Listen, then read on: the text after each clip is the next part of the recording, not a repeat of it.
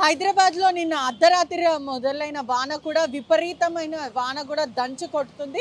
Banjara Hills, Jubilee hills, Tarnaka ప్రతి ఏరియాలో కూడా వర్షం అంతా ముంచెత్తుతున్న పరిస్థితి అయితే కనిపిస్తుంది. నిన్నటి నుంచి కూడా ఒకటేసారి కూడా వెదర్ అంతా కూడా చేంజ్ అయిపోవడం, మేఘాలు కమ్ముకోవడం, నిన్న రాత్రి నుంచి వాన కూడా దంచి కొడుతుందంటే ఇప్పటి వరకు నాన్ స్టాప్ వాన పడుతూనే ఉంది. ప్రస్తుతం మనం హబ్సిగూడ చౌరస్తా వద్ద అయితే ఉన్నాం. మొత్తం మీద కూడా ఎక్కడంటే అక్కడ స్టాగ్నెట్ వాటర్ నించుకుపోవడము, వాటర్ అంతా కూడా ఇళ్ళ లోపలికి వెళ్ళిపోవడం ఇదంతా కూడా జరిగింది. ఇప్పటికే హైదరాబాద్లో అంతా కూడా ఈరోజు భారీగా వర్షము కురిసే అవకాశాలు అయితే కనిపిస్తుంది. నాన్ స్టాప్లో కూడా రెయిన్ అలర్ట్ అయితే ఉంది. సిటీ అంతా కూడా జలమయమైన పరిస్థితి అయితే కనిపిస్తుంది. లోతెత్తు ప్రాంతంలో కూడా ఇళ్లలోకి వరదలంతా కూడా చేరుకోవడం అయితే జరుగుతుంది.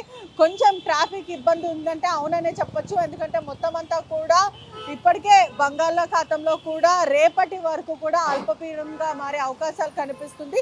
ఈ నెల 26 వరకు కూడా దాదాపు మొత్తం మంచిర్యాల, పెద్దపల్లి, ఆసిఫాబాద్ అంతా కూడా రెడ్ అలర్ట్ ప్రకటించారు. తెలంగాణలో కొన్ని ఏరియాస్లో మాత్రం ఆరెంజ్ అలర్ట్, అదే కాకుండా 14 జిల్లాలకు కూడా ఆరెంజ్ అలర్ట్, ఎల్లో అలర్ట్ ప్రకటించడం అయితే జరిగింది.